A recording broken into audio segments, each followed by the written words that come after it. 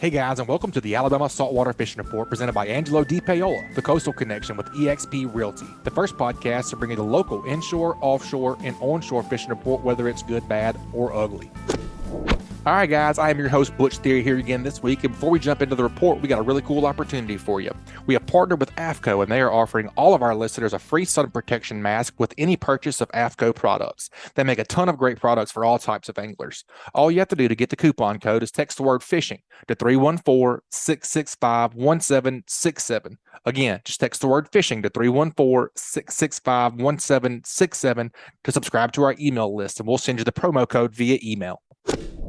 All right, guys, we have a great Alabama saltwater fishing report lined up for you this week. But first, let's take a few minutes to check out a few of this week's great sponsors. This week's Alabama saltwater fishing report is brought to you by Sportsman's Marine. Sportsman's Marine has an extensive tackle selection of anything that local anglers need for saltwater and freshwater fishing, as well as boating accessories. They have the largest selection of the slick lure in Mobile and Baldwin County. They have AFCO, Pelagic, and Saltwater Finaddicts apparel along with other local brands. Go check out their Edgewater, Wellcraft, and Vexus lines of boats. They offer engine services with 5-star Yamaha and Mercury mechanics. Also, if you're looking for a street legal electric golf cart, go check out their Patric golf carts. Sportsman's Marine on Highway 98, and they also have a downtown location next to Mr. Jean's Beans in Fairhope, Alabama. And also brought to you by Admiral Shellfish. Admiral oysters are available at select restaurants and can also be purchased by the public at Bonsecore Fisheries, Inc. and Ahi Seafood in Fairhope, Alabama. Call for availability. From a simple, nutrient-dense appetizer at home or a shucking party with friends, Admiral oysters will steal the show. Follow their adventures on Instagram at Admiral Shellfish Co. All right, ladies and gentlemen, I am your host, Butch Theory, and I'm joined with a special co-host today, Justin Fadalla with Saltwater Finaddicts. Welcome to the show, Justin. Hey, Butch, man, appreciate y'all having me on this week. I'm excited about this show. Yeah, Everything man. that's going on. No problem. Yeah, we got a busy weekend, or you do anyways, for sure. Yeah, definitely, man. We're excited about that tournament coming up this weekend. I think it's going to be pretty good. We've already got a bunch of people signed up, and I think it's going to look even better. Awesome, man. So first off, let's just tell us a little bit about Saltwater Finaddicts and kind of how y'all got to where you are today. So my name is Justin Fadalla. I was born and raised here on the coast. Kind of got this addiction down in Destin on a charter boat, and got more addicted when I got back. It's just always something different you catch out there. You Sorry to hear that. Yeah, I know. It's a very expensive hobby. It is, and you definitely go broke if you're not careful doing it. But man, so a few of my buddies, we just got on there and made a Facebook group and just kind of was cutting up back and forth, and then it kind of blew up, and we wanted to do something to give back to the fishermen, and we decided to create a tournament that's built for the fishermen with a $25, entry fee and prizes that are thousands of dollars. And we kind of pride ourselves on being one of the largest tournaments with the cheapest entry and the highest payouts. And we've continued to do that. And we've also continued to be able to give back to the fisheries and different organizations, different groups. So we've been proud to help with different things. One of the biggest things that we help with is the live flounder turn in for the fisheries. The Alabama Marine Resources doing their breed stock program and hatching these fish, and about 70 to 80% of the fish that comes from our tournament is in their brood stock right now. So a lot of good opportunities for people out there wanting to catch live flounder and bring them in. We've got some great packages. Blakely at CCA Alabama gave us some really good packages that are totaling over about $2,000 in prizes. And so very nice. One way to win that is tell us a little bit more about that. Like, how does it work? How do you get involved and so you can sign up for the tournament on Fishing Chaos to win one of these flounder packages. We've got a prize package for the most flounder turned in live and the random drawing. So every live flounder you turn in, you get one entry. And if you bring us a live flounder under 12 inches, you get 2 entries. And every fish after that, you still get the same amount of entries. If you want to know how to catch those undersized live flounder, you can get a special permit from us. Scott Van has signed off on it. The Alabama Marine Resources give us a special permit to catch undersized flounder. Now, they have to be kept alive and brought into the tournament and handed over to the Alabama Marine Resources. You can't take them back with you once you bring them to the tournament. And that's going to go in their brood stock. So it's a really good opportunity. We've got our pro style redfish tournament going on this weekend. It's a $10,000 guaranteed first place prize. It's the only one on the Alabama coast, man. All these other states have these things, and we're looking forward to it. Hopefully to bring something like that on the coast is going to be good. It's a good opportunity, I feel like. And, we still got almost $10,000 in prizes and almost $20,000 in cash prizes this weekend. So I think it's going to be a good time. We've already had more people signed up at this point than we have last year, and we're looking forward to this. That's incredible, man. This is how long have you guys been doing this? Seems This like is yesterday y'all started. the seventh annual, and you're right. Looking back at some of these pictures where we started with dry erase boards, and now we got an LED wall, and the measuring sticks we used the first term and the second term, and now we've got official check it sticks. We try to keep the officials that are measuring the fish that are somebody that's knowing what they're doing and trustworthy. Lauren J from the Alabama Marine Resources is going to be measuring the fish with a check it stick and a slide. And then we got John Burke that's going to be weighing them, and everybody knows John Burke, man. That's one of the good things about our tournament is we keep up the respect of it, and we want to make sure it's a fair tournament and nobody's getting by with any cheating. So Yeah, for sure. we're looking forward to that. And I think it's just going to be a good time. So if folks want to get signed up, what's the best way to do that? Fishing Chaos. Go to fishingchaos.com. I mean, you've seen some of their stuff. You've had John on the show. Man, it's a game changer. Like, you can go right there, get your ticket. It shows all the rules. If you want to come and join us for the captain's meeting tomorrow night at Ralph and Cacus, we've got some really good cash cow cutters that'll be going on there. It's a live auction deal. It's a really good time. So even if you're not interested in getting into the live cow cutters, come and hang out. Everybody's there to have a good time. And it's just all I say is it's a really good time tomorrow night. So just for clarification, we are recording on Wednesday. So this will be Thursday evening. That's correct. So if you're listening to this, it's tonight. Yeah. Yeah. Correct. So yeah, Thursday night, So get dressed. 6:30. Yeah. Get dressed and meet me down there. I'll be down there about 5:30, 5 o'clock, but the captain's meeting won't start till around 7, but we ask you to get there at 6:30. That way you got time to get signed up and get all that stuff going on for us. Very cool, man. All right, Justin, man, it's been a long time since we've got a hatchery update from over there in Orange Beach, Alabama. Let's go see what Max Westendorf is up to, the hatchery manager there. Welcome back to the show, Max. How we doing today, bud? Doing well. How y'all doing? Man, watching it rain. I know seems to be the theme of the show the last month and a half. Is everybody trying to stay dry? How about you guys? Yeah, that's the same. We're waiting on it to pass, start doing our outside activities, but doesn't look like there's a break anytime soon. I'm telling you, man, it's been wild. Just tell us about Justin and I were just talking about the Saltwater Finaddicts tournament this weekend and how involved he is in collecting those flounders. So just kind of tell us a little bit about how that tournament helps you guys do what you do a little bit and kind of where we are over there and what you're seeing right now.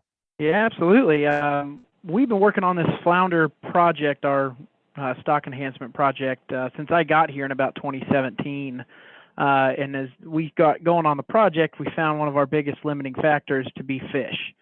Brood fish, because for his kind of a rarity, and we experience the same thing in trying to collect 50, 60, 70 live fish annually.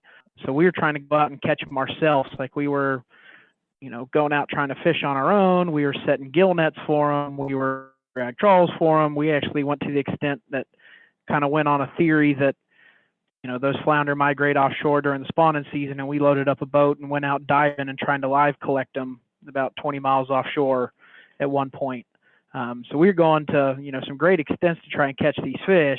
And then we got introduced to Justin at Saltwater Finaddicts, and they put together a live flounder category for us where we could incentivize people bringing us live fish to add to our breeding stock or breeding populations. And that first year was, a grand slam for us because we were coming up with like a dozen fish a year. The Finaddicts tournament in its first year came up with 40 plus fish for us in one weekend. And for us, that's massive. We really only need, 7, 8, 9, 10 females a year. So if we're able to get that many fish from one tournament, now we need, equal amounts of males, but we got some surplus and had a lot more fish to work with because, they're very finicky. It's one of the harder fishes we've ever had to work with. They're temperamental. They're hard to get acclimated to the systems. Sometimes they just stop eating for no reason. They've been a real challenge, and the more fish, the merrier. And ever since, I think every year we've collected anywhere from 45 to 60 fish, with the exception of one really bad weather year. I think we caught a couple dozen, but it's pretty consistent to the point that we've actually shut down our own fishing efforts and for the most part, solely rely on the Finaddicts tournament. That's awesome. So you're letting the fishermen do what they do, so you can allow you to do what you do. Man, that's awesome to hear, Max. I appreciate that. Absolutely. We always joke that, we make decent biologists, but crappy fishermen. We spend too much time studying it and not enough time out there looking for them. Well, I was just telling Butch that Blakely just sent me over the packages, and man, he's got some killer packages again for the tournament this weekend. So hopefully this weather moves out. The percentage of rain looks like it's down for this weekend. He's getting lower, it looks like. And so I think we're still going to have a pretty good turnout. Butch asked me, well, what's the signups looking like? And surprisingly, this year we've had more signed up as of now than we have in the past, so I still think it's going to be a good turnout. We got some really good prizes and some good sponsors this year. So hopefully we'll collect those numbers up again for y'all this year. Awesome, man. We'll be there in our MRD blues waiting on them. Sweet, man. That's right, man. So just kind of let's, as far as the hatchery update goes, where are you in the cycle, I guess is what I'm trying to ask. What's next and kind of what are the flounder doing right now? And what are you guys trying to accomplish in the next, 6 months or a year? Actually, last year was our best year yet that we actually exceeded our goals by, what I would consider a long shot. We ended up producing about 123,000 fish. We had a little transporting error. We had a cooler tip over in the back of a truck while we were moving one. We ended up releasing about 112,000, and our annual goals are a little bit less than that, but that's it. We've kind of hit our stride with these fish, and we're able to put out the amount of fish that we really want to. And we're actually, we've been doing participating in a lot of Gulf-wide, flounder discussions, and some of the states are starting to come to us and ask for advice on how to do our stock enhancement program. It's been such a success.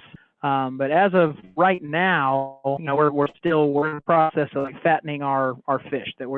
Our brood fish they're in an artificial system. We could give them a natural cycle because we just spawn them during the winter. So right now they're kind of in basically a summer period coming into fall. We're manipulating that light and that temperature, and they don't eat that much during the summer for us. But this time of year, we start really making sure they're eating well. So when I say we're harvesting ponds, that we actually grow live shrimp in our ponds throughout the summer, and we harvest them this time of year, and we bring in live shrimp and start feeding them live shrimp on a day-to-day basis from here until December, essentially. So they'll eat everything that they possibly can hold and get really fat and happy until about January 1st.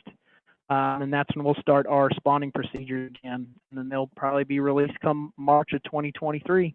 Man, that's incredible. That's really cool. So Justin and I got over there last year. About this time, we were doing a different tournament. We were trying to get some water. That's the first time I'd been over to the facility, and incredible facility. But you were kind of telling us a little bit about it whenever we got the rundown. So the reason this is so difficult and so finicky is you can only do this once a year, right?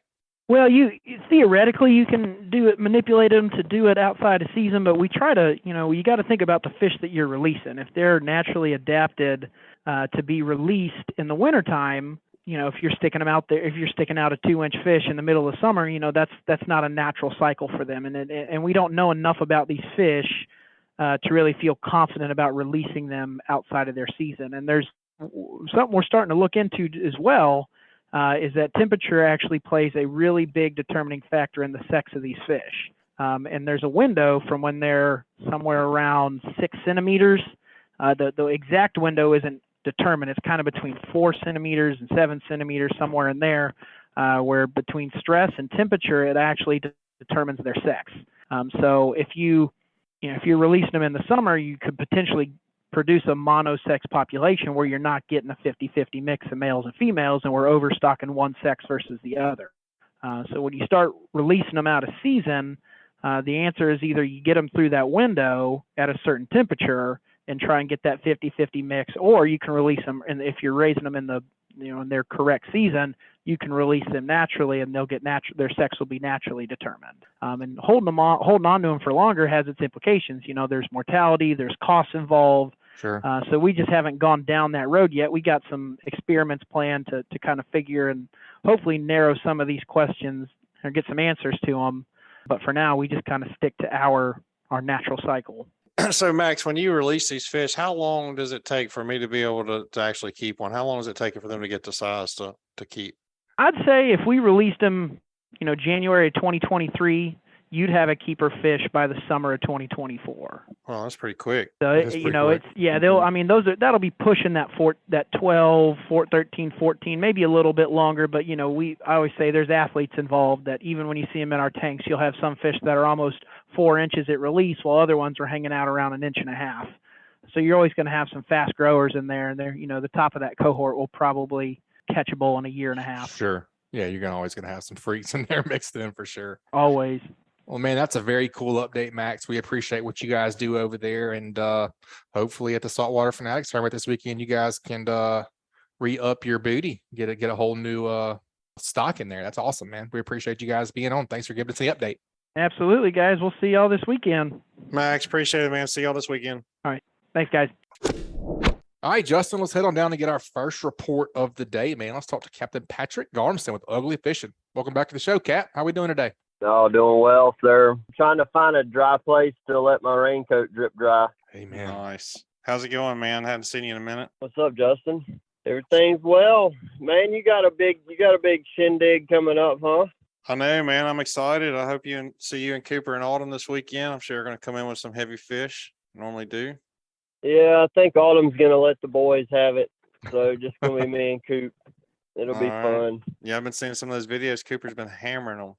That boy is full of it right now, man. That's awesome. he He's is, mad at him. I'd be a little more concerned about Cooper than Patrick at this point. No doubt. Oh, yeah. Yeah, the competition should be fearing my son, not me. Me and Butch were talking about how expensive it is. I hope he's got a good work ethic, or that little kid's going to go broke quick. Yeah, well, he's actually very conservative with his money, and he does have a good work ethic. So we'll see. Well, that's good, See man. how He's it going all to need it for sure. Yeah. Maybe you'll be borrowing money from him so you can keep fishing. No doubt. Hey, that sounds like a good plan. Tell us a fish story, man. What you been up to? What you been chasing whenever the storms allow it? Man, this is I'm kind of on a repeat record right now of just saying I've been just targeting what presents itself.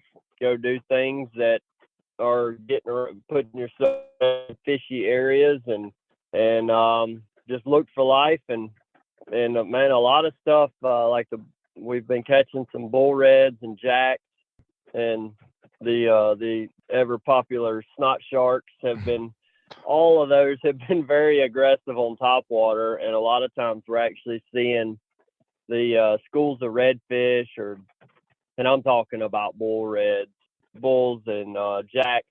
You may just see them pushing wakes on these really calm mornings, or even middle of the day if you're not around some rain and it gets really calm. Those fish will get right on the surface and just start pushing a wake, and man, there's nothing extremely exciting to see that and be able to kind of get an idea of where they're going and run the boat way up in front of them and shut down and let them come to you and get your anglers in position where they can make a cast and preferably top water. That way you get to enjoy watching the fish explode on the lure and everything. And it's something to get really excited about. I've had some people kind of acting like they're turning their nose up in conversation about me being hard on these jacks right now, and man, I just don't know that they've put themselves in position to see and interact with jacks in the way that we've been doing it recently, and I've noticed some of these guys in the kayaks been doing it and stuff, and man, it's just so much fun. And then on the other, like if we're not seeing them waking like that, we're seeing them blowing up, getting that area where we've seen them blow up, and throwing top water for the most part has been effective. And there's been some times where the top water would just get them to come up and show themselves, and they wouldn't fully commit, and we could switch over and throw like a bucktail, like something you'd throw at a cobia or something. That's been extremely effective as far as something to get below the surface and something you can cast. You can just cast that dang near all the line off your reel with those big ling jigs. Yeah. And just swim that thing through the school and hang on. That's the last video I put up of Cooper. That's what he was doing, because the fish weren't committing to top water, so we switched over to bucktail, and he started catching them on that. Man, that sounds fun. It really is, and it's and the thing is if you tackle up a little bit to where you can catch these fish in 3 to 5 minutes, then it's fun. I can safely say that catching jacks becomes not fun when you hook it on too small a tackle and you're wanting to try to and you're wanting to try to get your lure back. You know, you throw a $10 top water out there and a jack annihilates it, and then you're like, man, I want my lure back. Yeah. And it's 45 minutes. It's 45 minutes later because your tackle's not big enough. That's when jack fishing gets to be a little annoying, but for sure. But if you're prepared for them, it's just so much fun to be able to get in the boat in about 5 minutes or less and just do it again. No doubt, man. So I have been trying to be better lately whenever I get in my boat and trying to tackle, whatever it may be that I'm after. I have a horrible ADD situation. I'll get up on plane and see some birds. I'm like, ooh, birds. And then I'll go this way. Ooh, those are wrong kind of birds. Then I'll go over here. Ooh, a slick. So I'm horrible about that. And I'm trying to get better about it. The other day I came out of East Fowl and man, I know you mentioned you were looking for those jacks kind of pushing and the bull reds pushing. Pelicans diving everywhere, which is usually, indicative of pogies. Usually, anything else giving those fish away? Is that worth checking out? Well, I'm gonna tell you right around Fowl River right now, there's just a monster amount of rain minnows or small glass minnows, and if you watch the behavior, the way that the pelicans are diving around Fowl River right now, a lot of them are coming in real low. They're doing these low like scoops, and they're not coming in from real high diving down. When they're coming, when they get real high and they fold up and they make that big explosive splash, that's usually when they're feeding on pogies, and that's definitely worth fishing around. When they're just kind of like dipping down and getting those minnows, usually if the jacks and redfish are feeding on those minnows, it's gonna be real noticeable. It's gonna be obvious because they'll be blowing up in there. But one thing that I found one day last week is those pelicans were diving in several different areas, and then I was just kind of just barely up on plane, just kind of easing along, and right in between the two areas where the pelicans were diving the most, I see a big swirl, and I stopped the boat and we started looking, and a jack blows up and we throw out and we catch a couple jacks, and they were dead in between where the pelicans were. There was like no sign of bird activity where we ended up catching the jacks. I don't know that there's any tip involved in that, other than that we were just being observant through that whole zone. And if I hadn't have paid attention to that big fish swirl, because once we got into where the pelicans were diving, the only thing that we were having go at our topwater lures were big ladyfish. Man, you're talking about these jacks. I still remember the first one I catch before I knew anything about anything. I had a little fishing ski. We were tied up in the industrial canal. We were really mangrove fishing. I tossed one of my spinning reels out the back of the boat and reached down and ate a bite of my sandwich. And next thing I know, my spinning reel goes out the back of the boat. And I was like, what is that? And so all I had left at that point was a bait caster, and I threw another bait out there. And next thing I know, I hook up on, I had no idea what it was. And so we pulled up the anchor real quick. My buddy's just driving me around chasing this fish down. So about 45 minutes later, we figured out it was a jack crevalle. And man, I was super excited because like you said, they fight great and everybody wants to fight one or two. And when you get that light tackle, it makes it a little more funner. But yeah, what would be a good, setup? Are you talking like 40, 50 pound braid or 30-pound braid or? So that's a good question. I like on most of my tackle, I like about 50-pound braid. 30-pound is fine too, but really you want to try to put as much heat on these fish as you can. So 50 is a real sweet spot for me. It'll cast a good long ways. You can put pretty much as much heat on the fish as you want to, and you're not gonna have a line failure because of it. And then if I'm using live bait, I like a big, like a 7/0 or bigger circle hook, and then on the top waters, I'm been using some of these Halco rooster poppers. We talked about it a couple weeks ago, swapping out the treble hooks for inline hooks. Yep. Making sure that those inline hooks are beefy enough, and then Chris Vesche actually made the recommendation about putting the tandem, like the butterfly jig hooks on there. Yep. And that's been pretty cool. That's been working out. One concern though with doing that after I've been using that setup is if the fish were to get the front hook and those tandem hooks go down in the fish's throat, it could get into the gills and potentially kill the fish unnecessarily. But I haven't had that happen, and I mean the same thing can happen with treble hooks as well. But so far, everything that we've hooked on topwater has been hooked really well, and those tandem hooks work just as well as the single, and then also those bucktail jigs. Just making sure if you're buying one, that make sure that it's got a showing off really strong hook. I bought some just kind of out of almost an impulse buy at a tackle shop. I was like, oh, those look good. They're like 2 ounce or 3 ounce or whatever. And I didn't really pay attention to the hooks, and the hooks weren't really strong enough. If you really put a lot of heat, you would bend those hooks out. I told you about shopping in the bargain bin, man. I can't help it. It runs in my blood. Talking about that topwater catching, the topwater explosion, man, that's really good. Like, that's probably my favorite bite. Nothing like it. Whether it's a buzz bait on bass fishing, or we caught those tuna this year with Kurt, and those 200-pound tuna hitting a big popper, just man, it's crazy. So anything topwater is just like the way to go. Yeah, it's way better fishing than anything. So if anybody's ever had the chance to go get on that topwater bite, I think that's the thing you would do. It would probably change your mind. You'd never want to go fishing for anything else like that again. No doubt. Oh, absolutely. And just the visual of it. And like I tell people, man, I can't tell you how many times I've gone topwater fishing for trout or redfish or whatever. And you just get in that bite where the fish are just blowing up and going crazy. And it's like, God dang, man, this is such an awesome bite. And then when you look back on how many fish you actually caught, you're like, well, we only caught like 4, but I had about 65 blow-ups. No doubt. Worth it. It's like, man, but it was so awesome to watch especially like when the trout get real fired up, they're flying out of the water and stuff, and they were connecting. Yeah, man, it's worth it. It's definitely worth it. And we've been catching some trout on topwater whenever I find the opportunity to do a little bit of that.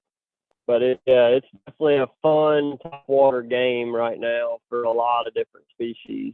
Definitely, man. Not necessarily topwater, I guess, but I was up in Virginia a couple weeks ago. I went to a ling tournament up there with my buddy Luke, and we were using a bunch of live pogies, and was kind of playing with hooking them in the back and then hooking them up through the nose, up through the both lips and then through their nostrils some. And we found that hooking them through the kind of between the tail and that first, I guess that would be their dorsal, and you throw it and kind of reel it, and they would get on top and kind of skip. Dude, I watched a cobia literally come from under that fish, and I guess it would be called the pile driver. He literally came up, opened his mouth, came up out of the water, put his tail on top of his head, and pile drive that pogie into the water. One of the coolest bites I've ever seen. Did you connect? Oh, yeah. Yeah, we got that one. Yeah, we got that one. Sweet. Well, man, what about speckled trout? I know you just mentioned topwater a little bit, but what's going on with speckled trout world? You been seeing any of those guys, or you just been avoiding them? No, I've just been, if my customers are interested trying to put some fish in the box, then we'll start out. I'll start out with some trout fishing, and we've done some in topwater, just getting around those schools of mullet and stuff. And then a lot of what I've been kind of cycling in is just fishing the deep structure, fishing the rigs, and fishing some of the reefs out in the bay. And most everything is seemingly more down towards the bottom, live shrimp and croakers, catching a few on pogies. But the deeper structure has been more productive for me, but just haven't done a whole lot of focusing on it.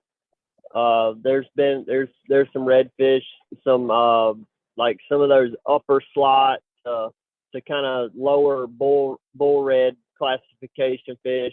They're getting around some of these near shore reefs and stuff like that, in near shore structures. So there's some redfish are starting to kind of show themselves in some different areas. But no, as far as trout fishing is concerned, I really haven't been in the Mississippi Sound at all, and I've talked to some guys that when they have been trout fishing in the last week or so, the sound seems to be a little bit more productive, especially with these last few mornings or last few days we've had with having that nice high water in the morning time. It sets up well for a good early morning bite in those shallower regions. And but that's kind of just more hearsay information. I haven't really been targeting them a whole lot over there. You said this the deeper water structure, is that because all the rain, the fresh water's up on top and the salt water kind of pushes down to the bottom? I don't buy into that. Not when we get down. Once you get into the lower third of the bay, I mean that water's still salty on top, and there's nothing that's going to really affect them from being on top or in the middle or on the bottom. I think it's just more of a product of the time of the year. Even though the water temperature is way down for where it normally would be this time of year, it is still August, and fish are still reacting as if it's August and doing kind of August things, being deep and holding a little tighter to the bottom and to the structure. But I have found that when the water's not moving too fast around the deeper structure, you can free line some pogies or free line some shrimp and get some bites that way, or croakers even, just letting them swim all the way down through the water column. So Patrick, I think we've covered about everything in our tournament this weekend. What about Tripletail? We've got a category for Tripletail, some great prizes, and we've got a cash Calcutta division. There's already a couple teams signed up for that and that going in this weekend. What about Tripletail? Y'all been seeing? I know we've seen a bunch offshore. I mean, they've been undersized, of course, all the ones we've seen, but I think there's been more I've seen offshore this year than have in the past. So what about the inshore stuff? Inshore, been seeing a lot of them. Keepers, not very successful there. I think we've had a couple that may have been keepers that gave us the middle finger and swam off. But the ones that we've been able to get in the boat have all been in that like 15 to like 17.5 inch range. Sticking a few tags in those guys, so maybe we'll get some data back on them when they grow up and get recaught. But as far as how we've been finding them, man, there's so much grass and debris coming down the rivers right now that once you get in the middle part of the bay and south, man, just slow down and take a look. There's grass patches out there. There's still several fads hanging around. They haven't been pulled up by shrimp boats or anything, and some of those are holding some fish. Some crab pots are holding fish. I mean, just a little bit of everything.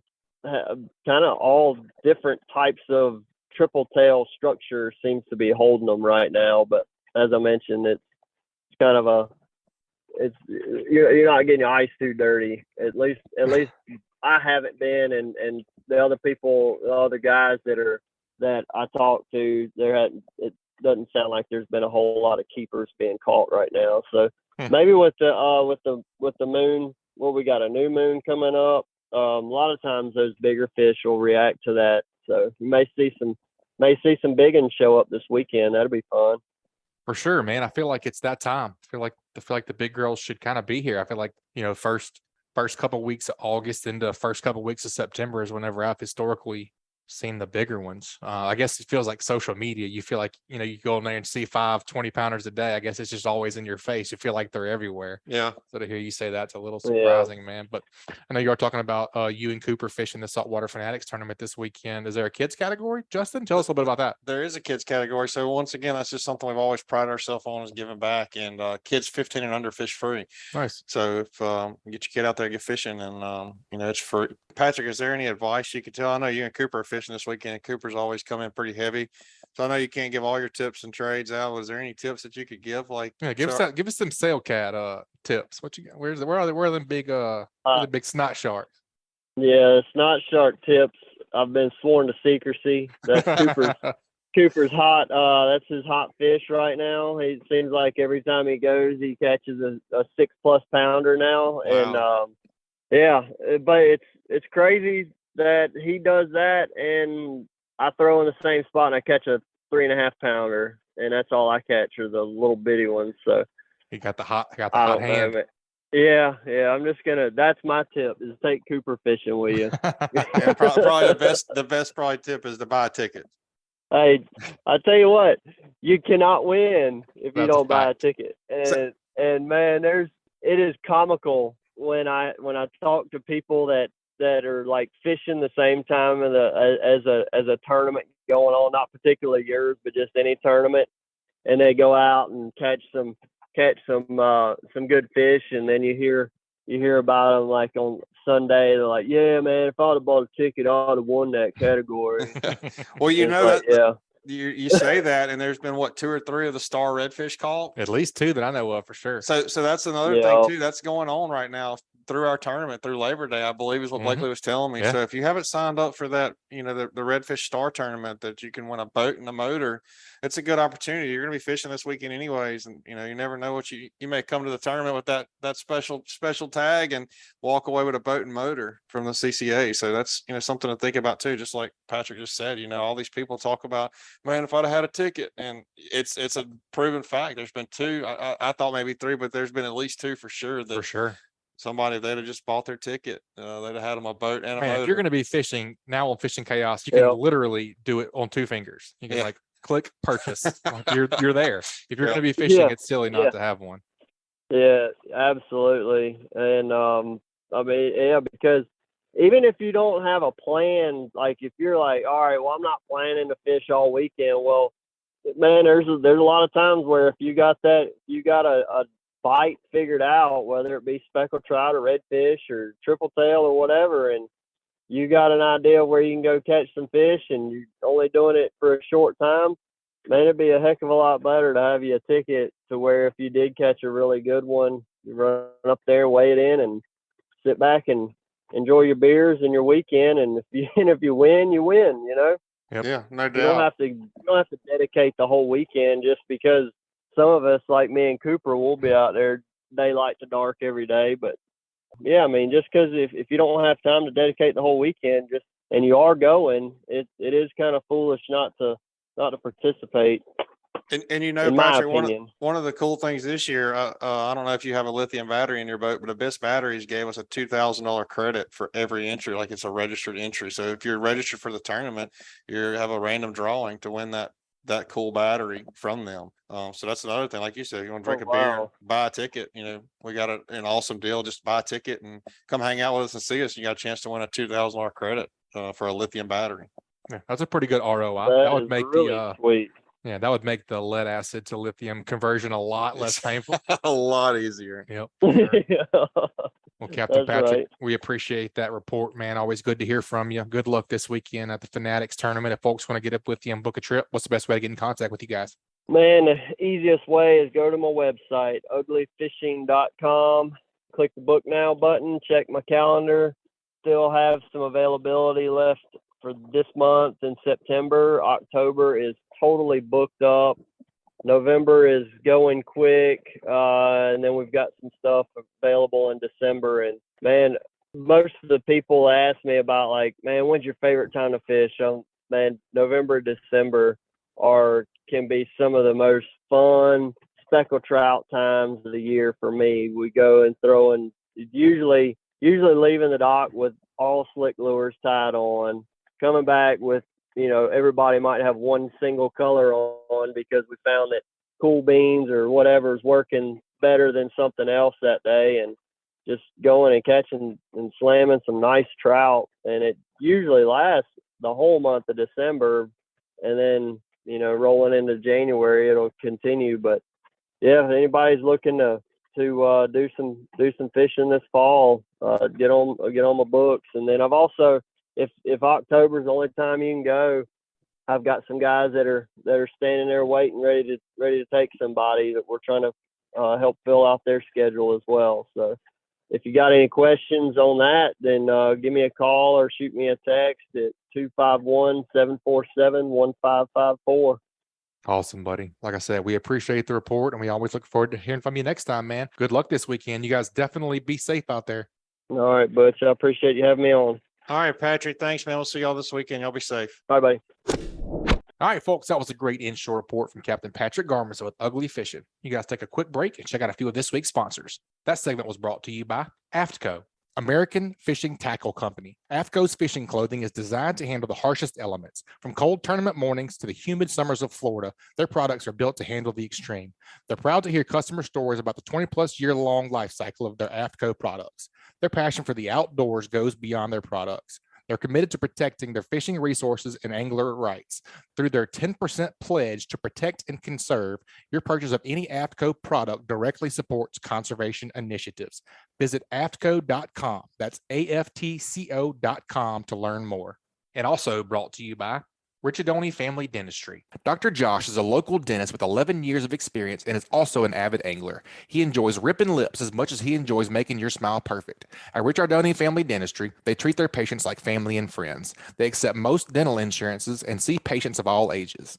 Is your skin a little wrinkled from years of sun damage? Dr. Josh also offers cosmetic Botox. Don't let an achy tooth or a broken tooth from biting your fishing line too much keep you from a great day outdoors. Or if you just need a checkup, call them today at 251-342-6672 to book an appointment today. All right, man, let's head on down and get our second report of the day in lieu of the Finaddicts tournament this weekend. We're going to keep it inshore, man. Let's see what Captain Scott Kennedy's been up to, Whistlin Waters. Welcome back to the show, Captain Scott. How we doing, buddy?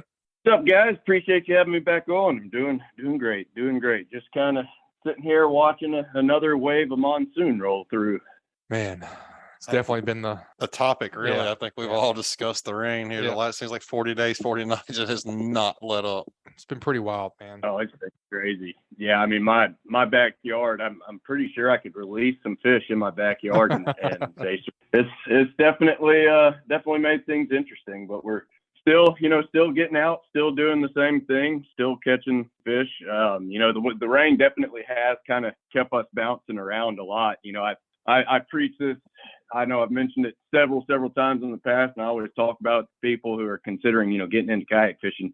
One thing we don't have the luxury to do in those kayaks, if you got a storm coming up, like these little pop-up storms and stuff we've been having, we can't just really outrun it and go to another, area. So we've kind of I've been real picky, I guess, about where I've been launching. I hadn't been necessarily going to some of my normal spots where I have to cover a lot of water and get away from the, keeping it a little bit closer to the launch. If we do have one of these real nasty ones that's got lightning and stuff, so that's kind of changed up a little bit of what I've been doing. But for the most part, it's been like I said, kind of the same old story. For most of the week, I've been indoor in the kayak, and kind of how we've started things out most of those days is, the first hour and a half, maybe 2 hours of sunrise, we've been just getting after the jack crevalle again. And I said it last time, and I'll say it every time I talk about jack. Catching a jack out of a kayak is about as much fun as you can have, especially when you got them coming up, right next to us. We had a couple days this week where, and I guess it is the one saving grace about the rain, having that overcast, keeping the fish shallow. But we've had days where, we've literally gotten in the middle of these schools of jacks busting, and, having them eat topwater lures less than 10 feet away from the kayak. One of them in particular, we had one of my customers got, kind of the tail end of last week. It was probably, honestly, one of the all-time coolest things I have seen fishing on the water. Definitely the coolest topwater bites I've ever seen. I think it was 100% the coolest jack crevalle bite I've ever seen. But this thing, it was probably a solid 20 to 22 pound jack. I'm talking this fish, there was not a bit of it in the water. If you've ever seen the video on Facebook of the GTs, across the ocean coming out chasing the seagulls, where they're just launching, this fish did the exact same thing chasing the topwater. And I was screaming at the top of my lungs because I was just so excited. But it was, but yeah, that's what we've been doing the first couple of hours. Kind of get the adrenaline running, wake you up real good. Get you a good fight. Wear my customers out real early. It's been a blast. But yeah, like I said, we've been throwing. Kind of switched it up a little bit this week. I heard it was either, I can't remember if it was last week or the week before, Chris Veche talking about switching over to the inline J hooks.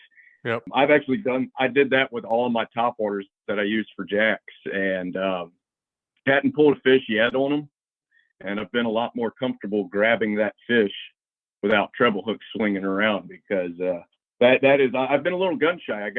Had a not a jack crab, but a skipjack that decided to bury a treble hook in one of my fingers last week. So I've been a little bit gun shy about that. So I decided to change out all my top waters to those inline hooks. I've been having a lot of success. Hadn't lost any fish. Been having a lot of luck with it. So that would definitely I would agree with that. As far as switching them out, that has been nice. A little bit more peace of mind grabbing those fish. For sure. I think that was 2 weeks ago, and Captain Patric he gave the report just before you, and he was saying the same thing after Viche said that he swapped over on the jacks, and he's been saying the same thing. So that's great to know. I'm glad you guys tested that out for us. Appreciate that. Yeah, that was a good point that Patrick was talking about that too. Yep. Chris seems to know what he's talking about. Yeah, don't let him know that. His head get Chris, yeah. If Chris is talking, I'm listening. Half the time I record him just so I don't forget anything, because that dude he is a wizard at everything fishing. But yeah, so I mean, like I said, we've been getting after the jacks a little bit. Kind of once the jacks have slowed down, then we've been moving just back to the same old. Been going after hitting these kind of marshy creek, tidal creek areas, tidal rivers. Just working for flounder and redfish.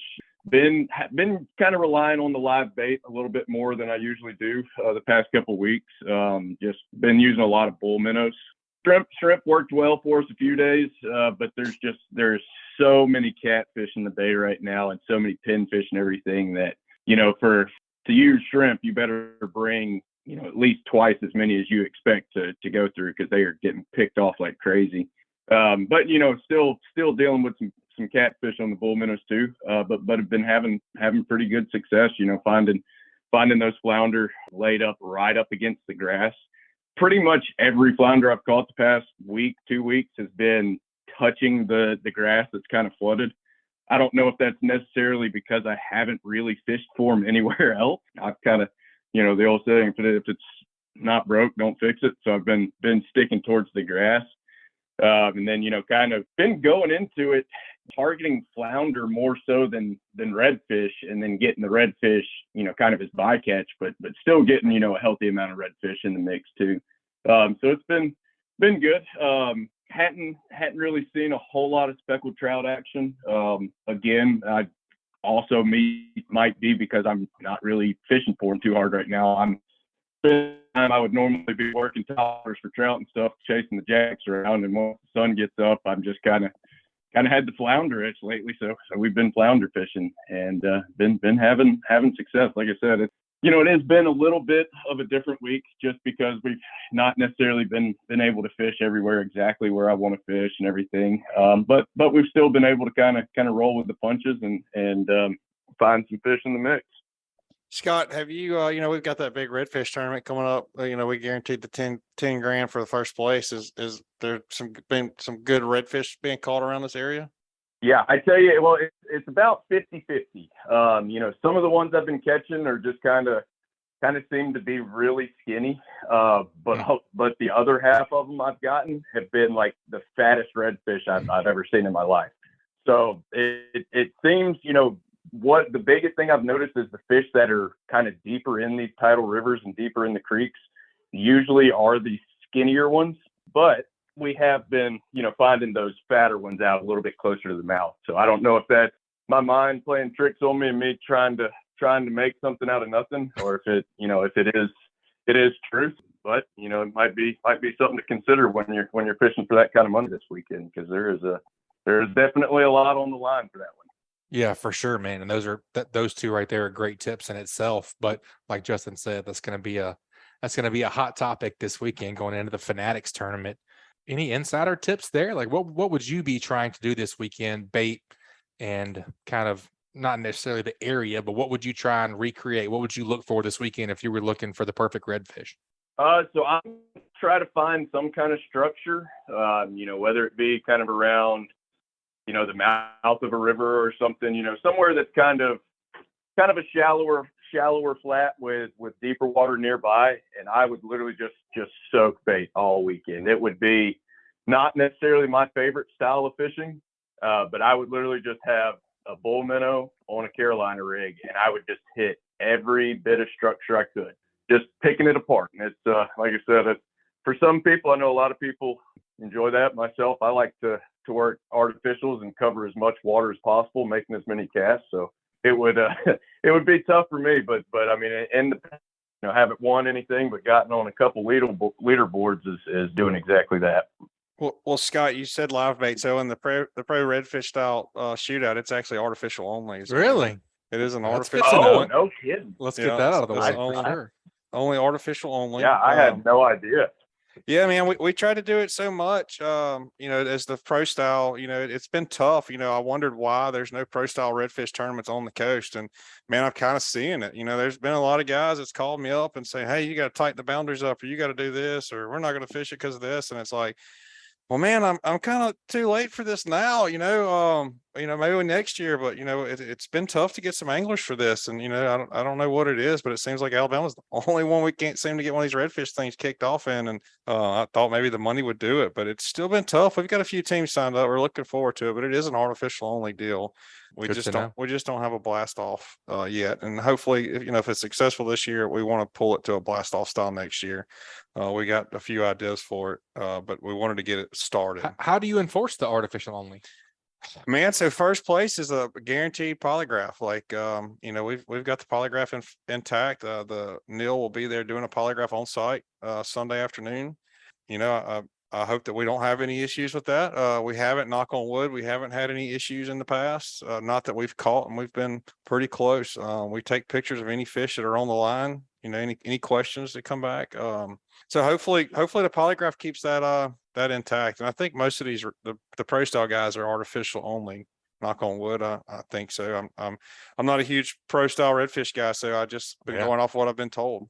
Yeah, no kidding. Well, I tell you, I know that will probably save quite a few people, because I was up until me and my wife planned this trip to go to Cape San Blas, I was planning on fishing, and I guarantee you I would have had live bait with me. So yeah, that's definitely a good thing to keep in mind. But it does. I think honestly, that levels the playing field tremendously. Oh yeah.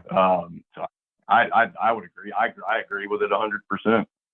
That's cool, man. I know last time you were on, it I kind of had an epiphany. You mentioned flounder fishing. Scott's talking about, and it makes total sense. It makes total sense. Like whenever you're fishing from a boat, you kind of nose up to a point or to a bank, and you're casting as much as you can and picking the bank apart from the bank to you. Scott says he's so quiet that he can kind of get up in there on the bank and cast parallel. Is that parallel? Parallel? Yeah, it's parallel on both sides, and he works the whole bank this way instead of working it this way, and that's why he's been so successful in a kayak. I've always said it's crazy. The guys on the bank are fishing towards the boat, and then the guys on the boat are fishing towards the bank. It's wild. Yeah. So is that the same thing you've been doing, finding success with those flounder? Just kind of that same thing, just sticking right up near the grass. One thing I will say is I've kind of been trying to play the tides a little bit with it, and it's worked out, the past couple of days. But I try to make sure that I save my flounder fishing for high tide. So if there's anything I can do, to kind of burn some time, like I said, go chase the jacks, whatever, until I can get as close to high tide for that first little bit of falling tide. That seems to be when I've got the most bites and had the most success lately. But just kind of doing the same old, just getting right up on those grass lines. The biggest difference this week compared to, maybe 2-3 weeks ago is, like I said, I am fishing a lot of live bait right now. So rather than, just kind of bouncing with a fish bite or something, or, gulp, just kind of bouncing the bottom back to me, I've just been slowly dragging that Carolina rig. So basically, as far as casting and setup and everything, it's identical. Just the biggest difference is now, instead of, sitting there hopping it and giving it some action, I'm basically just slowly reeling it back to me, just dragging that weight across the bottom. So a good falling tide is what you're looking for. Like as soon as it gets high and it starts to drop, that's what you're seeing. And I guess that's probably pulling that bait back off the bank. Yeah. And that's kind of been my thinking is, once you get right there at the peak high tide and that water starts flowing back out, those bait fish are really having to to work extra hard to, make sure they're staying in that grass. And then there's always those few that get swept out, and then those fish are sitting right there. So I think, I've caught them at all swings of the tide, but that seems to be when I've had the most success, the most consistent success, I guess. Yeah, so last week on the show, we had Tanner. He's been doing a ton of land-based stuff, and Richard said the same exact thing. Both of them said the same thing.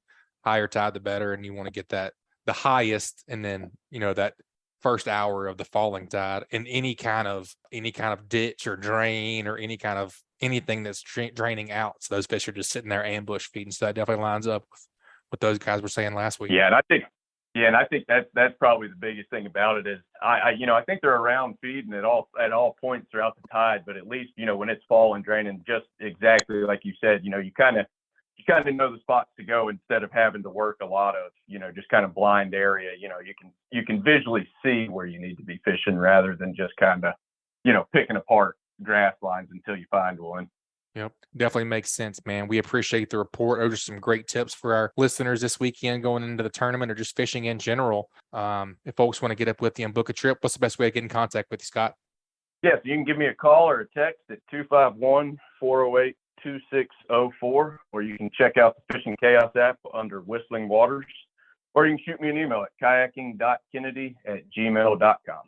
Awesome, buddy. Man, please be safe. You guys have a great trip this weekend, and we'll talk to you soon. Hey, good luck down there, Scott. Thank you. That was another great segment brought to you by Captain Scott Kennedy with Whistlin Waters, Kayak Fishing and Outdoors. You guys take a quick break and check out a few of this week's great sponsors. That segment was brought to you by L&M Marine.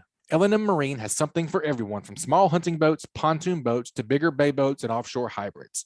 L&M Marine LLC prides itself on its customer service and knows how important it is to have someone you can trust and to be taken care of. They are locally owned and regularly support the community. L&M Marine provides superior customer service and has an entire team that consists of professional sales members, finance experts, service technicians, and a knowledgeable parts and accessory staff to support you. Go visit their friendly, reliable, and experienced staff now located only 6 miles north of I-10 at 34600 Highway 59 in Stapleton, Alabama, or give them a call at 251-937-1380.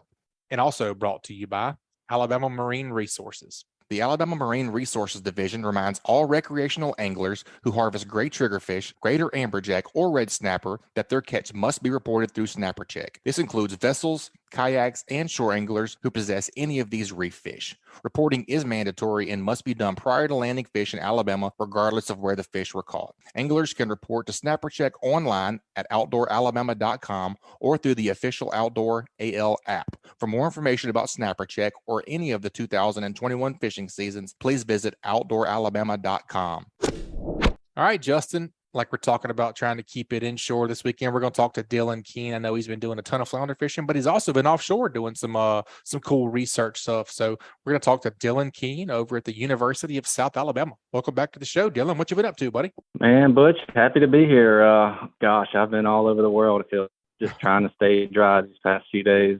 Past 3 days, been offshore all day, every day, trying to tag some amberjack. That's been a fun experience. And then prior to that, over the weekend and earlier this week, I got the chance to do a little bit of fun fishing from shore around here. Kind of getting close to that transition time, seeing a lot of cool stuff and doing a little beach fishing, catching a few flounder here and there, which should really only be getting better as we get closer and closer to the fall. But before I get into the offshore stuff, I'd just really like to give a shout out to my advisor, Sean Powers, and to the University of South Alabama. So Dr. Powers just recently facilitated the opening of a new school at the university, the School of Marine and Environmental Sciences, which boasts both undergraduate and graduate level of education opportunities in everything from fisheries to physical, chemical, biological oceanographies, shellfish, marine mammals, ecotoxicology, all kinds of stuff. And obviously I'm a product of the PhD program there, but we're really, really lucky to have such a high-level research institution like the University of South Alabama right here in our own backyard. And they're so involved with the local fisheries. And to kind of build off that, Dr. Powers and the University of South Alabama are leading a Gulf-wide effort to estimate the total abundance of greater amberjack in the Gulf of Mexico, very similar to what they did with the gray red snapper count. And so it's a collaborative study among all the Gulf states that'll use 6 different gear types to try to estimate abundance on these offshore habitats. But in order to make comparisons across these different gear types, you kind of need basically a calibration factor. And the way we're getting that is by utilizing the acoustic tags and putting them in with a positioning system receiver array. So when you take these hydrophones and you place them in such a way that 3 or more overlap at all times with their detection range, you can actually triangulate in 2-dimensional space where exactly an acoustically tagged fish is, down to like less than a meter. Wow. And these acoustic tags we're using are like super fancy. So these ones have accelerometers and pressure sensors. So you can actually see where in 3 dimensions within the water column these fish are. And what that's going to allow us to do is to run all these different gears at the same time with a known number of individuals and the known location of these individuals in relation to the reef and estimate abundance. And so with that being said, we basically nailed down 2 sites that we're working on and been out there the past 4 days attempting to tag as many amberjack as possible just on these 2 sites. So which means basically we're having to fish those same sites over and over. And essentially you get to the point where you're fishing these pressured fish. And amberjack are very smart. They can be quite finicky, especially after you catch a few. So we've been trying all sorts of different things to keep these fish biting. Man, I have learned a lot. Probably the most important thing I would say, quality, pristine live baits. They don't seem to want anything artificial right now, at least the fish we've been fishing. And so you really want a variety of these live baits, small, medium, large, hard tails, sardines, the menhaden, what they call the crazy fish, cigar minnows, really anything you can catch. It needs to be fresh. And so, yeah, it's really, really important to get these, high quality, pristine baits, hard tails of all sizes. You kind of want to get some different sizes in there if you can too. Have been really good. The sardines, Gulf menhaden, which are the crazy fish, cigar minnows. So you want to invest a little in catching your own live bait out there. Really makes a big difference.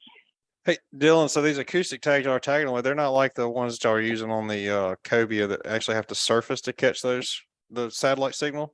Right. So, yeah, those are satellite tags, Okay. spot satellite tags that'll ping a satellite every time that fish gets near the surface. These acoustic tags, you can program them kind of all different ways, but they put out a ping every, however you program it for. These are every 20 seconds. And on any of the receivers you have in the area will actually pick up that detection and log it in their data. Very cool, man. I know like you said, going out on the escape and doing this, I've been tagging fish with the Sea Lab since I was, I don't even know, 5 years old. I can remember going out on Dad's boat with the big giant tanks and swimming in the tank with the snapper because it was so hot that I couldn't get out of the tank. Yeah.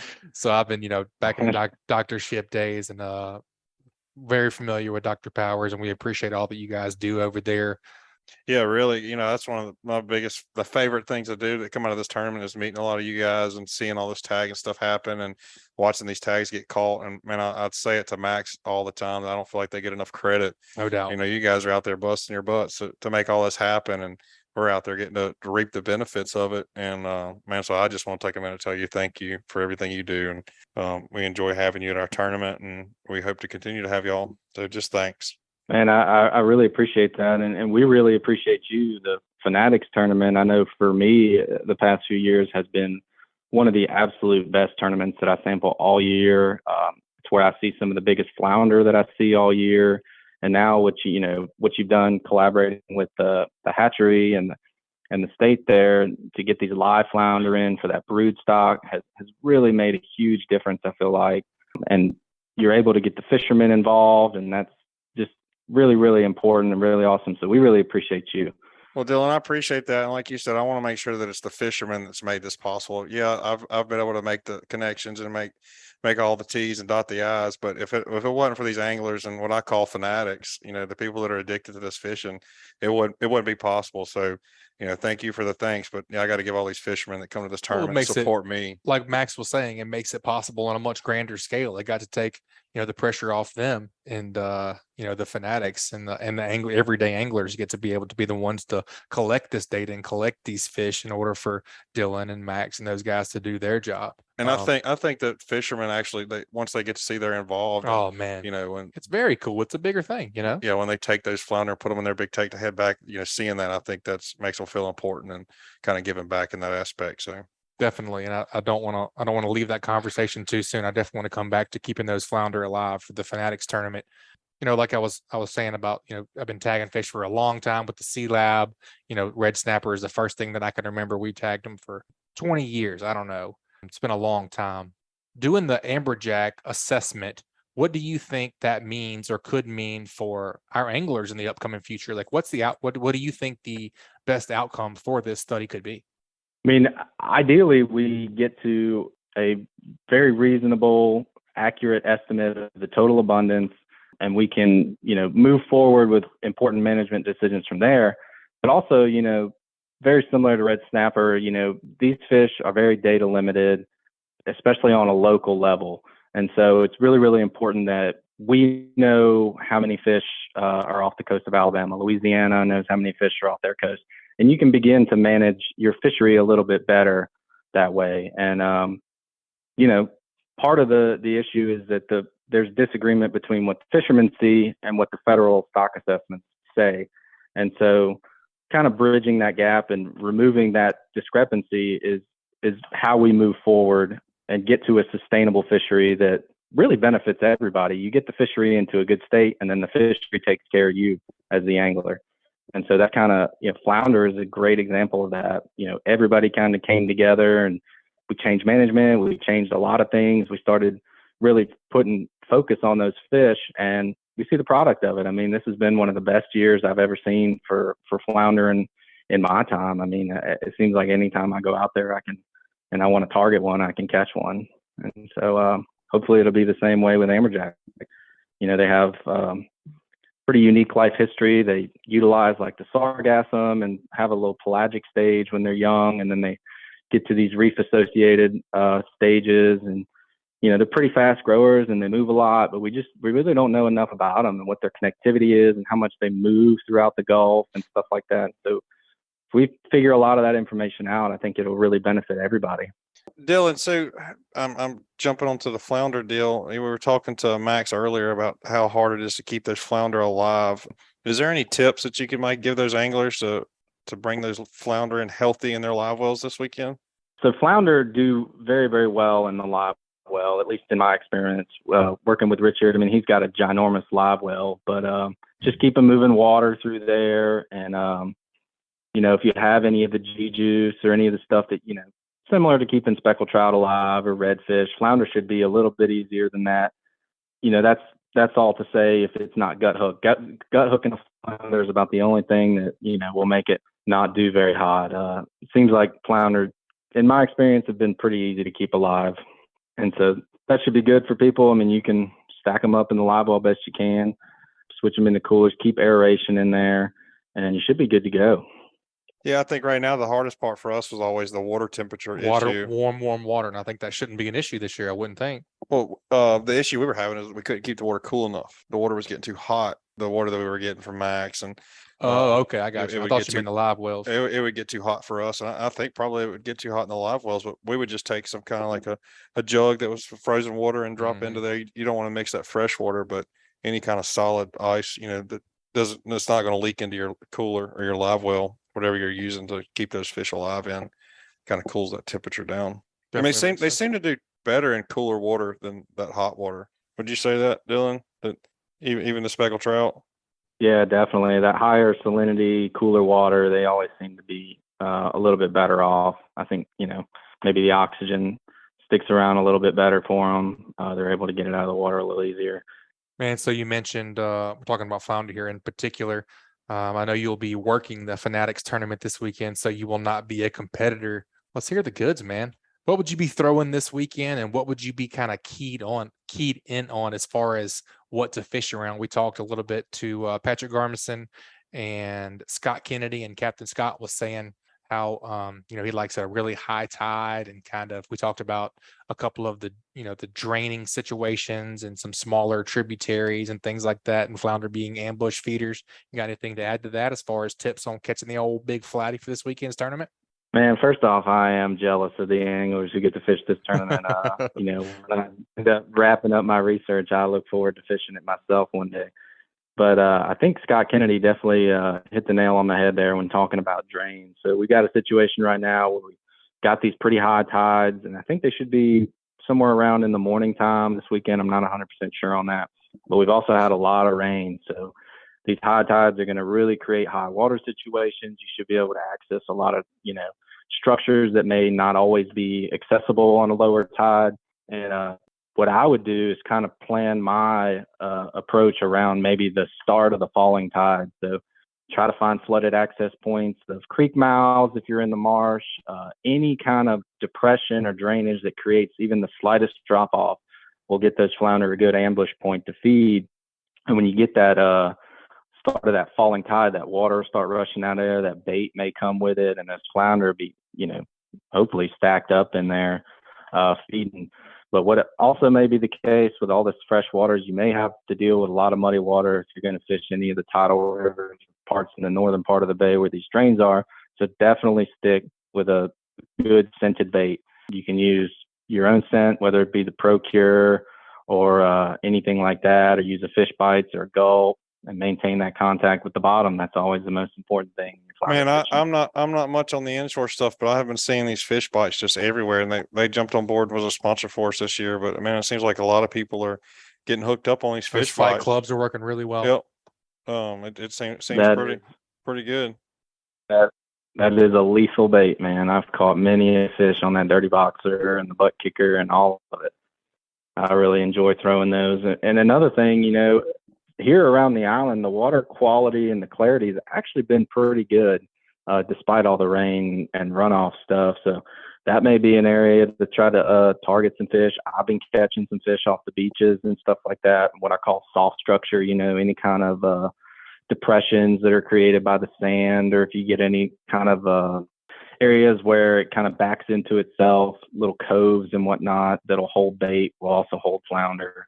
I got into a cool bite with the Bama Beach Bum not too long ago on a slack high tide. Walking the beaches, there were some schools of bait that the flounder were actually like following and sitting underneath. You could throw into that bait and get bit almost immediately. Wow. Every single time. And there's some quality fish down this way right now. I mean, 18, 19, 20 inches, starting to get real thick. And we should start seeing some of these bigger fish. So something really, really cool that I'm working on right now has been assessing the offshore residency time, these big female southern flounder that do go offshore. And actually I've been working with these spear fishermen, sampling some of their tournaments, and they're catching, big southern and Gulf flounder. About a third of their catch is the southern flounder on these offshore reef habitats and stuff. And they're much, much older than what we see in any of the nearshore stuff. And kind of what we're finding out now is maybe that these big females actually spend most of their time in offshore, nearshore habitats, and then will come inshore, like right now, this time of year, late summer through the early part of the fall, probably to feed or meet up with the other fish, getting ready to head out and spawn. They're really feeding heavily during this time, all the way through October, to try to get all those nutrients allocated to reproduction so that they can, they got a long journey offshore to spawn. So really just a great time to think about targeting the flounder. And if you can find that cleaner water, absolutely try to target that with some structured bottom, whether it be shell, rocks, depressions made by the beaches and the sand and stuff like that. Very cool, man. Very good tips. If you were going to go for numbers of flounder as far as bait and location, would it be any different than going for the lunker flounder bait and location? Sometimes yes, and sometimes no. And so, a lot of times there are, something we're seeing now that I haven't seen in years is these schools of flounder almost, It definitely seems like, when you get into that kind of bite, you can get a lot of fish, but they're generally all typically the same size, maybe in that 14 to 17 inch range. But those lunkers definitely seem to be a little bit more solitary. You might find 2 or 3 of those big females hanging out by themselves, and they generally seem to prefer when you're not in like a drainage type situation, some pretty heavy current around deeper types of structure, I would say, for those bigger fish.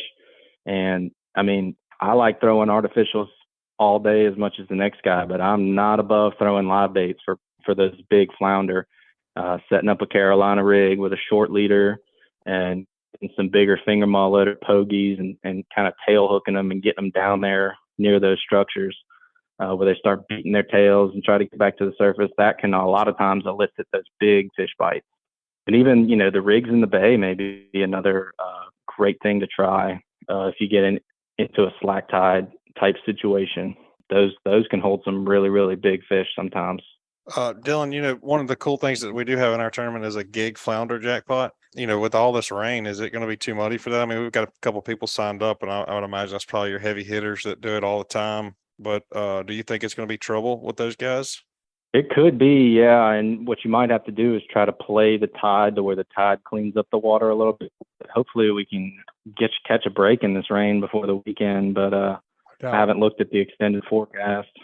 Yeah, it looks like it's getting better. It's not going to be beautiful, but it looks like it's the percentage, like Definitely me and Butch getting were better. talking about. Yeah. It went from like a 70, I think, down to like 50 something. Yeah, now. last I looked, it was like 45, something like that. So it's definitely getting better. And you know, I was telling Butch that we're in a lot better situation than we have in the past. Like normally, like we're sitting around like 17, 18 people signed up, and I just looked, we're like 72. That's awesome, man. So yeah, it's pretty awesome. I think it's gonna be a good event. Again, we had great numbers, you know, the year before COVID, and COVID hit and it just kind of depleted us. And so hopefully we're back to the growing stage again. People are more comfortable getting out, and Oh yeah, definitely. things are going better, and so we're excited. Yeah, it looks like you got a really good lineup, bunch of really fun looking categories and jackpots, and you got that pro style redfish division. That's freaking cool. Yeah, we're looking forward to that. You know, the only one on the coast, and hopefully we get some good amount of numbers to sign up that we do it again next year. Yeah, it's and like you said, it's cool that you got the gigging division for flounder. I think that's something that's unique to you guys and really draws in another section of the flounder fishery. I think you had not that everybody hooking. I think you had that one guy show up last year that had like 30 something, and he let you sample every one of them. Was that last year or the year before? Steve Waldorf or Bruce Howell usually brings in a lot. So I love working with guys. You know, they get a unique view of the fishery every single day when they get out there and do that, and so they care just as much as the next person about the fishery, despite what people may think about the giggers. Yeah, man, I'm jealous of those giggers. I've been a few times. I've never been on a successful trip. I've never got to stick one. So I've never gigged a flounder. Fun fact. So see, maybe we can make Dylan take us. And, that's right. That's what we need to do. Show us how to do it one night. Yep. Yeah, we can go for a walk. Awesome. I don't have any of the fancy boats and stuff, but maybe we can convince Jody or Bruce to take us. That's right. Oh man, that's an awesome report. That's some great tips for our guys going into the tournament this weekend, man. We appreciate all that you guys do, and you guys go say hey to Dylan this weekend over there at the Saltwater Finaddicts weigh-in, man. We appreciate you being on. We look forward to hearing from you next time, buddy. All right, thanks. Oh, and one more thing, with the Amberjack stuff, there are going to be reward tags out there. So any of the Amberjack you catch with the yellow tag are worth $250. All you got to do is call the tag in, give a location and a link on the fish, and collect your cash reward. Try to get some of that money back. We know how expensive fishing can be. Oh yeah, no doubt.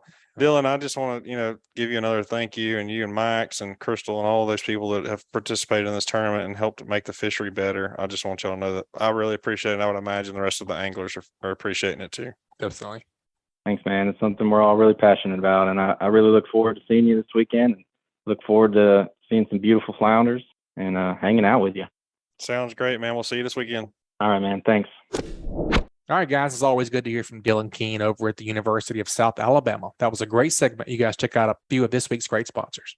That segment was brought to you by CCA Alabama. 30 special tagged redfish will be released inside Alabama coastal waters before the tournament starts on the Saturday of Memorial Day weekend and ends on Labor Day Monday for 101 days of angling. If CCA does not have a grand prize winner during the tournament, the grand prize will convert into a raffle for all registered anglers. Registration is only $75 and $40 for current CCA members. Sign up now at joincca.org/star tournament.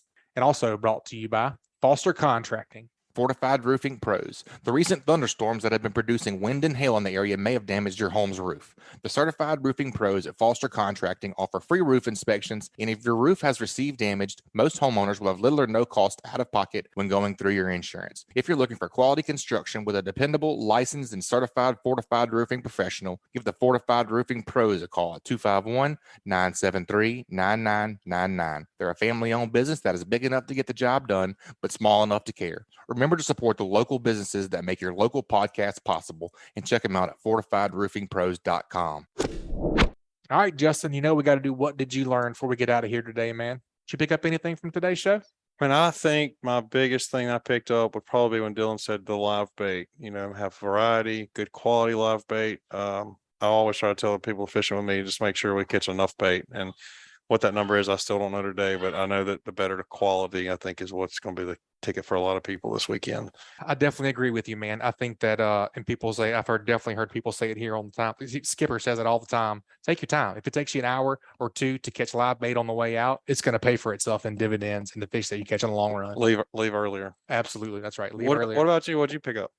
So I was picking Captain Patric's brain a little bit about the Pelicans dive and whether it was worth my time to go over there and check out those Pelicans, because I thought, it was always pogies under them, but he was saying that those, not the glass minnows, the little red minnows, maybe is what he called them.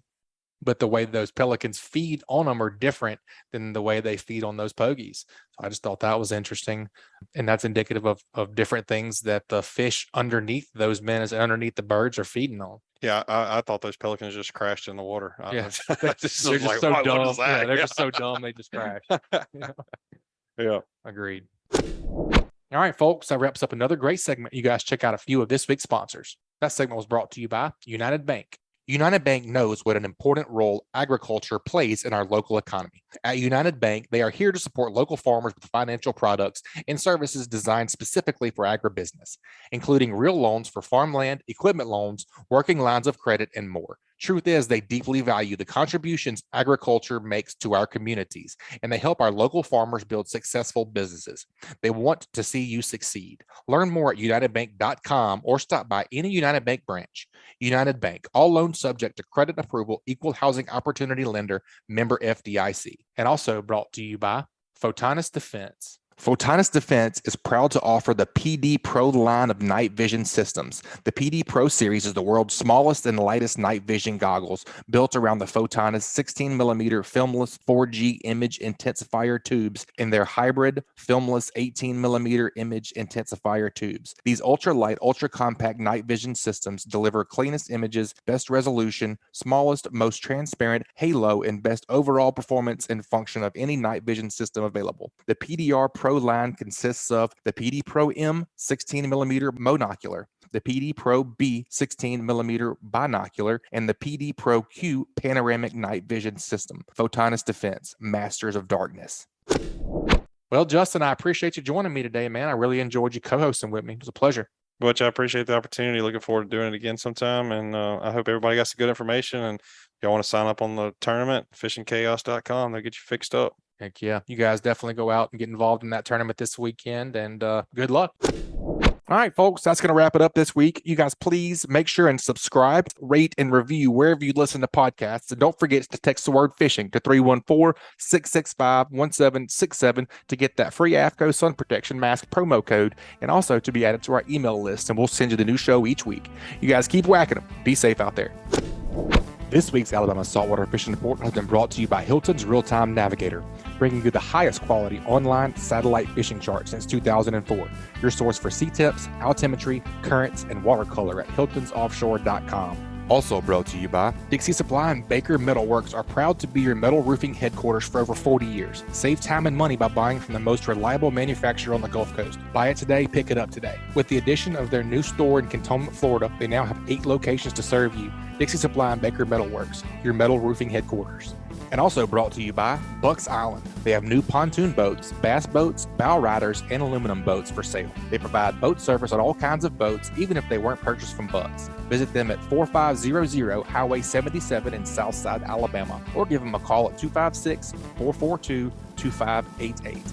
And also brought to you by KillerDock. KillerDock uses marine-grade aluminum to make fabulous fish cleaning tables and stunning canopies that will keep us out of the sun. KillerDock combines durability, function, and design to uniquely upgrade your entire dock experience. Visit KillerDock.com to see more. And also brought to you by BoatersList.com. Do you own a company that needs to reach boaters, anglers, and marine enthusiasts? Sign up for free today to grow your business on BoatersList.com. Also brought to you by MB Ranch King.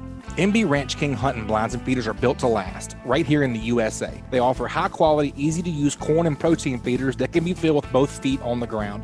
Call Kevin today for more info or a quote at 205-807-2937. MB Ranch King, built in the pursuit of perfection. Also brought to you by Fishbites. Whether you are hitting the sand with set rigs using the traditional scent strips for pompano or fishing the flats or marshes for speckled trout, redfish, and flounder, Fishbites has something for you. Fishbites baits and lures are made with pride in the Sunshine State of the USA. Check out the full line of scented saltwater and freshwater baits at fishbites.com. And also brought to you by Test Calibration. Test Calibration is your source for sales and service of diesel turbochargers and fuel injection systems since 1976. Contact them at 800-822-0057 or visit them online at testcalibratindieselandturbo.com. This week's Alabama Saltwater Fishing Report was brought to you by me, Joe Baya, and National Land Realty. If I can help you in any way with the purchase or sale of land in Alabama or Florida, whether it's timberland, farmland, recreational land like hunting land, or even agricultural land or ranch land like horse farm, drop me a message at jbaya@nationalland.com. That's JBAYA@nationalland.com.